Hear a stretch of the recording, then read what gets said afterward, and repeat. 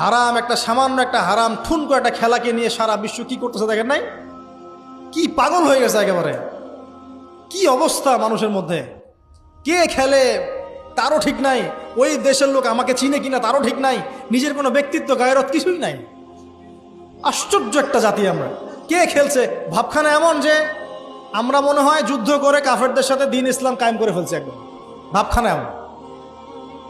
অথচ এগুলো তৈরি করা হয় কি জন্য? যাতে মুসলিম জাতি একদিকে ফোকাস করে থাকে, অন্যদিকে ওরা তাদের উদ্দেশ্য সাধন করবে। এখন সারা ওয়ার্ল্ডের চেহারা একদিকে ফিরাইছে, এদিকে দেখো, এই যে খেলা দেখো, আর বাকি পিছনে যে কাজগুলা ঠিকই করছে ওরা।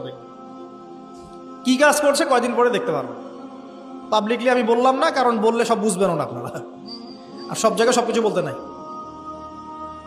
ওদের উদ্দেশ্য ওরা কখনো ভুলে যায় নাই। ওরা চাচ্ছে সারা বিশ্বটাকে শাসন করতে এবং মুসলিমদেরকে দমন করতে, এবং আপনাকে খেলতামাশায় ব্যস্ত রেখেছে।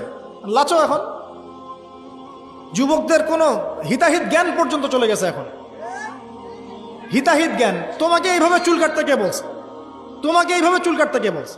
এদিকে একদম ছিলে রেখে দিয়েছে, এখানে মাঝখানে উঁচা একটা ময়ূরের মতো রেখে দিয়েছে। মানে এভাবে চুল কাটতে তোমাকে কে বলছে?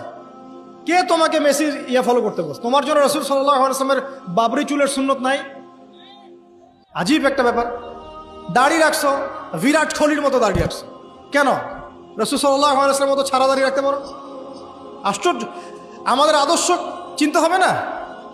নবী সাল্লাল্লাহু আলাইহি ওয়াসাল্লামের মধ্যে এত সুদর্শন হ্যান্ডসাম মানুষ থাকতে আমি কাকে ফলো করব? যুবকদের পুরো মাথাটাকে ব্রেইন ওয়াশ করে ফেলা হয়েছে এখন। কারণ ওরা জানে খুব ভালো করেই, যুবকরা যদি আল্লাহর পথে ফিরে আসে ওদের সমস্যা আছে, সমস্যা। এই কারণে তোমাদেরকে ভুলিয়ে রাখা হচ্ছে। নিজের জীবনের মূল্য দিতে শেখো। আল্লাহ পাক তোমাদেরকে কি জন্য সৃষ্টি করেছেন এটা বুঝো। শোনো, দুনিয়া যদি চাইতাম আমি অনেক কিছু করতে পারতাম, এই সুযোগ আমার সামনেও ছিল। আমরাও স্বপ্ন দেখেছি একসময়, পাবলিকলি এটা বলেই ফেলছি। আমরা একসময় স্বপ্ন দেখেছি বাংলাদেশ ক্রিকেট টিমের ওপেনিং ব্যাটসম্যান হব, সবাই আমাকে চিনবে, সবাই আমার পোস্টার লাগাবে ঘরে ঘরে, সবাই আমার কাছে অটোগ্রাফ নিতে আসবে, ছবি তুলবে, ইত্যাদি ইত্যাদি। যখন থেকে দিন বুঝেছি, আলহামদুলিল্লাহ, একদিনও পিছিয়ে ফিরে তাকাই নেই, আলহামদুলিল্লাহ। এখনো মানুষ কিন্তু ছবি তুলছে, আমাদের সাথে তুলতে চাচ্ছে, অটোগ্রাফ চাচ্ছে, একই বিষয়ে। এখন আমি আরো অ্যাভয়েড করছি জিনিসগুলোকে। নিজেকে চিনতে শিখো। আল্লাহ রাব্বুল আলামিন তোমাকে আমাকে সৃষ্টি করেছেন, আল্লাহ পাক আমাদের হাতে এই দিনের বিজয় দেখতে চান।